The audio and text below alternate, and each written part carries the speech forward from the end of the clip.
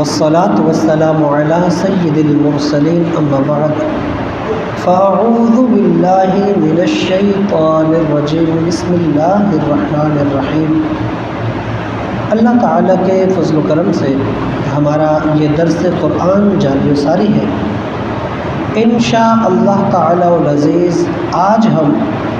سورہ النساء آیت نمبر 37 اور 38 سے متعلق سننے کی سعادت حاصل کریں گے۔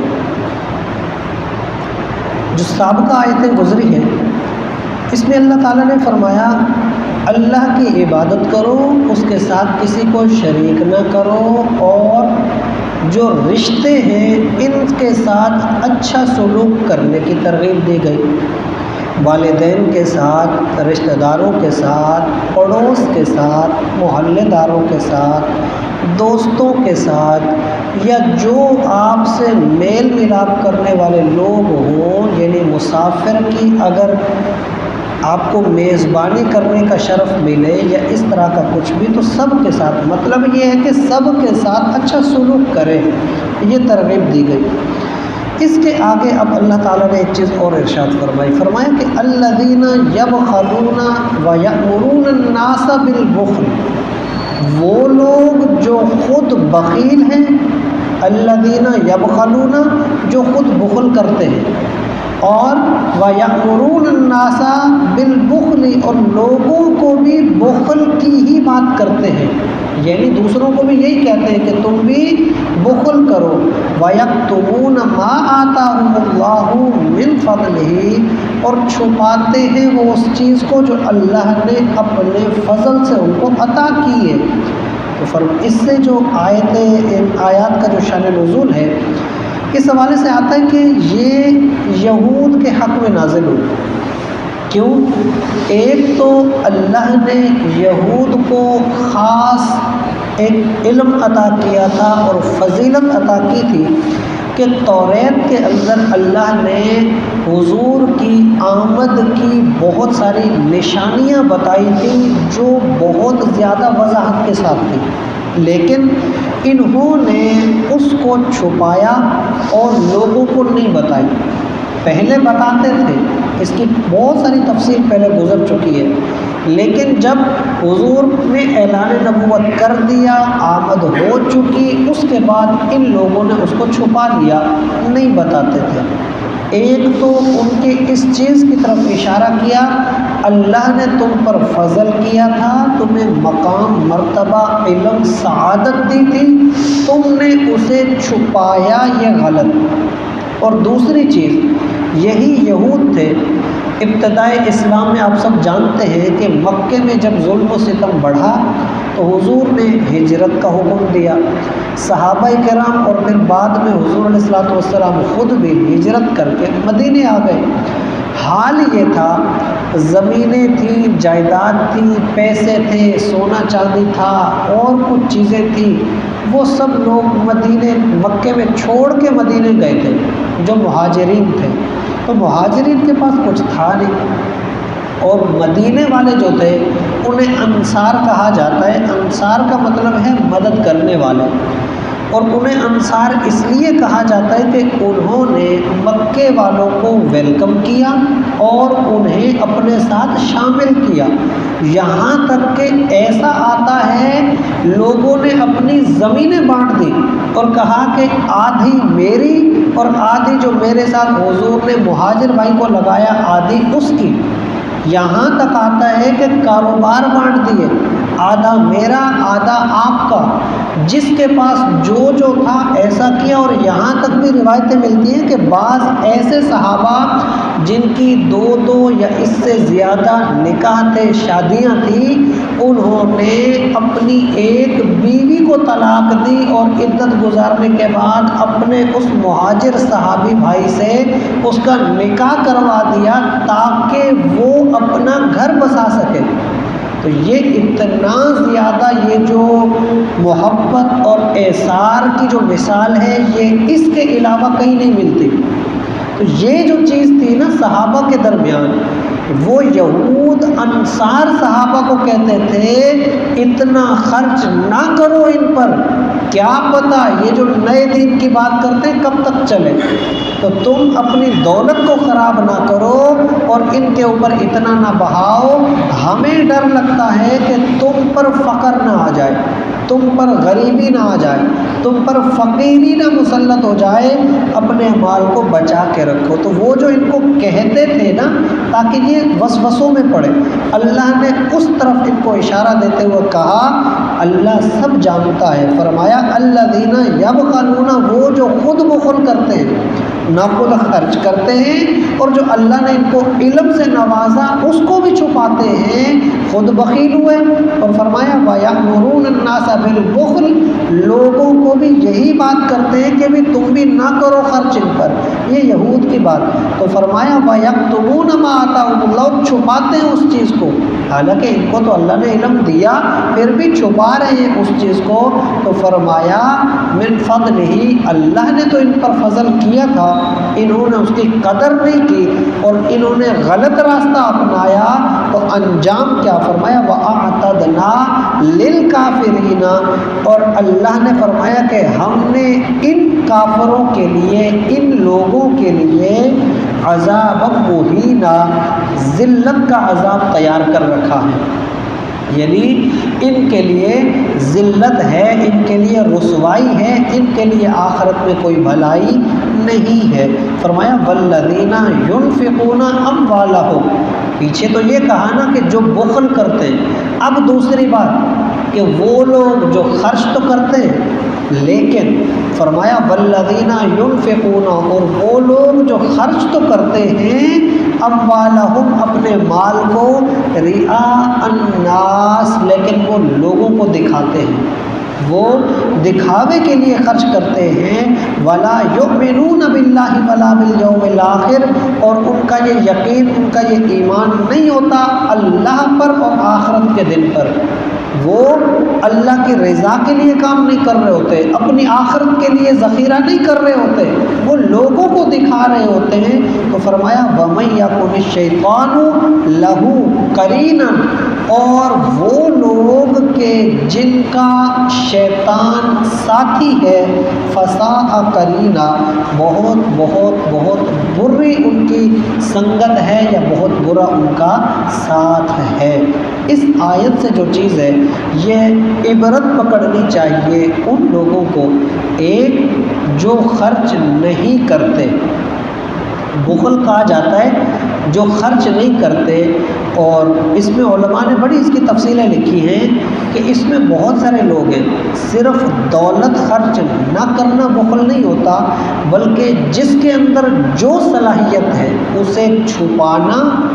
جیسے علم ہے، اللہ نے علم دیا، چاہیے کہ جو ضرورت مند ہو اسے وہ علم دیا جائے۔ آپ کو قرآن آتا ہے، آپ کو حدیث آتی ہے، آپ کو علم دین آتا ہے، صحیح مسائل کو بتانا اور صحیح مسائل آگے دینا درست ہے۔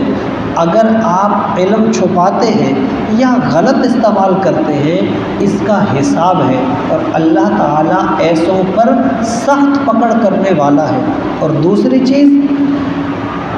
جو لوگ خرچ کرتے ہیں لیکن کہیں نہ کہیں وہ شکار ہو جاتے ہیں، اور روایتوں کا مفہوم ہے بھی صحیح ایسا کہ شیطان سب سے پہلے انسان کو روکتا ہے عبادت نہ کر، اللہ کی بندگی نہ کر، لیکن انسان کہتا ہے کہ نہیں میں تو اللہ کا پابند ہوں، مجھے اللہ کی بندگی کرنی ہے۔ جب انسان ناکام، شیطان ناکام ہو جاتا ہے نا اس میں انسان کو ورغلانے میں، پھر وہ انسان کے دل میں ڈالتا ہے چل ٹھیک ہے عبادت کر، لیکن تھوڑی سی دیر کر کے کر لے، ابھی کون سا فوراً، تھوڑی اور دیر کر، یہ کام کر لے پھر کر لے پھر کر لے، وہ اس کو ٹالتا ہے، تھوڑی سی سستی دلاتا ہے۔ اگر انسان سستی میں پڑ جائے شیطان کامیاب ہو گیا، کیونکہ آج سستی دلائے گا،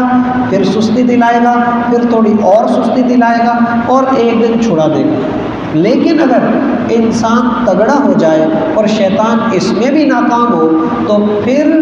وہ انسان کو اس چیز میں ڈال دیتا ہے کہ چل جلدی سے نماز پڑھ لے، جلدی سے عبادت کر تاکہ تیرا ٹائم بچے اور تو فلاں کام کر لے۔ اب وہ انسان کی عبادت سے لذت کو چھینتا ہے اور اسے جلدی میں ڈالتا ہے کہ پڑھ صحیح لیکن جلدی جلدی نپٹا اس کو۔ اگر انسان اس چیز میں پڑ جائے، وہ سجدے تو کرتا ہے، لذت نہیں ملتی اس کو، وہ برکتیں جو حاصل ہونی چاہیے وہ نہیں ہوتی، شیطان کامیاب ہو گیا۔ لیکن اگر انسان یہاں بھی تگڑا ہو جائے اور وہ کہے کہ نہیں، میں نے اپنے رب کی جو عبادت ہے وہ پورے ذوق کے ساتھ کرنی ہے، تو شیطان یہاں بھی ہار نہیں مانتا۔ پھر شیطان اس بندے کو لگاتا ہے کہ چل ٹھیک ہے، اب تو ذرا بالکل ذوق کے ساتھ آہستہ آہستہ پرسکون انداز میں، بڑی اچھی انداز میں اپنی عبادت کو کر،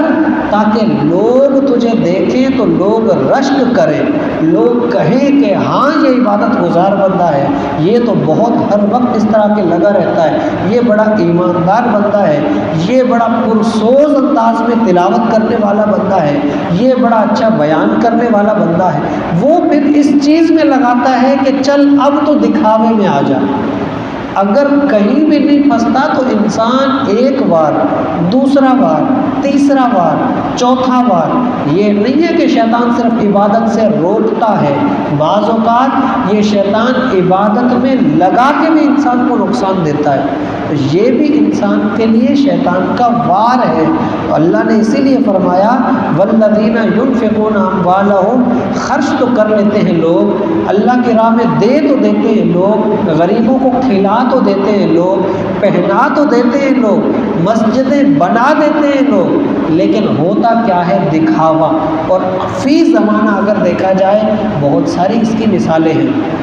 آج تھوڑی سی آفت آئے نہیں، اتنے لوگ راشن بانٹنے کے لیے نکل پڑتے ہیں، لیکن دیکھیں ہر بندہ تصویر بنوا رہا ہے، سامنے والے پر پہلے سے جو مصیبت آئی وہ تو آئی، اب ایک اور ذلت اس پر مسلط کی جاتی ہے کہ اب اس کی تصویریں شیئر کی جاتی ہیں کہ دیکھو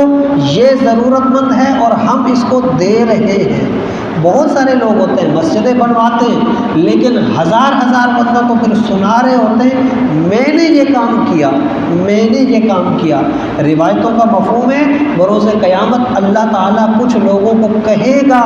کہ ہاں جاؤ لوگوں کے پاس اور جا کے تلاش کرو، جن لوگوں کو دکھانے کے لیے تم نے نیکیاں کی تھی ان کو کہو کہ وہ تمہیں اس کا اجر دیں، لیکن کون دے سکتا ہے اجر؟ مقصد یہ ہے لوگوں کو اللہ بروز قیامت رسوا کرے گا، میرے لیے کرتے تو میں اجر دیتا، جس کے لیے کیا تھا جا کے مانگ اس سے اجر، لیکن کوئی نہیں دے سکے گا اور انسان کو اجر نہیں مل سکے گا۔ باقاعدہ یہ بھی ہے روایتوں میں جہنم میں ایک وادی ہے عذاب کی، جس میں وہ لوگ ہوں گے، بڑے بڑے عالم ہوں گے، بڑے بڑے قرہ ہوں گے، بڑے بڑے سخا لوگ اس میں شامل ہوں گے، وہ اس لیے کہ انہوں نے سب کچھ کیا ہوگا لیکن وہ اللہ کی رضا کے لیے نہیں کیا ہوگا۔ اللہ تعالیٰ اس جہنم کی وادی میں ان بڑے بڑے لوگوں کو ڈالے گا۔ تو یہ ہم سب کے لیے سوچنے کی بات ہے، عمل کرتے ہیں، کرتے کس مقصد کے لیے ہے، کیا پھر اسے کتنے لوگوں پر اجاگر کر رہے ہوتے ہیں، یہ نہیں کرنا چاہیے۔ بہت مشہور محاورہ ہے نیکی کر دریا میں ڈال، آتا ہے صدقہ ایسے کرو کہ آپ کے دوسرے ہاتھ کو بھی خبر نہ ہو۔ اگر ہم 10 بندوں کو ایک بات بار بار بتائیں گے ہمارا وہ کام کس کھاتے میں جائے گا؟ تو ہمیں ہر چیز کو سوچ سمجھ کر کرنا چاہیے۔ نیکی کریں اللہ کی رضا کے لیے کریں، بلکہ کوشش یہ کریں تو اس کو چھپا لیں، اس کو چھپائیں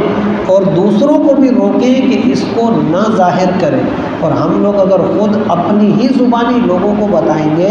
پھر ہمارے لیے ایسا نہ ہو کہ ہمارا یہ عمل کرنا بھی باعث وبال نہ بن جائے۔ اللہ تعالیٰ ہم سب کو صحیح معنوں میں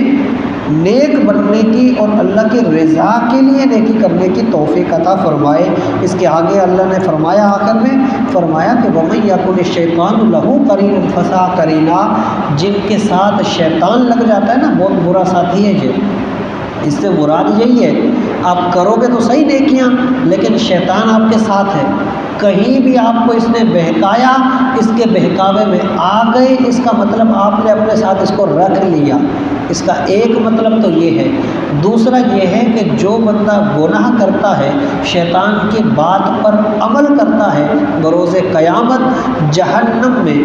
ہر گنہگار بندہ اپنے ایک ایک شیطان کے ساتھ زنجیر میں جکڑا جائے گا، تو اس لیے اس کو ساتھی کہا گیا۔ اس کا یہ بھی مطلب ہے۔ اور دوسری چیز اس کی یہ بھی ہے، اسی لیے تعلیم ہے اسلام کی کہ ہر اچھے کام سے پہلے بسم اللہ پڑھو تاکہ شیطان سے پناہ مل جائے، وگرنہ جب یہ شیطان انسان کے ساتھ منسلک ہوتا ہے، اس کے اٹھنے بیٹھنے، کھانے پینے، سونے جاگنے، چلنے بولنے دیکھنے، ہر کام کے اندر شیطان اس کے ساتھ شریک ہے۔ جب بندہ بسم اللہ پڑھتا ہے تو شیطان اس سے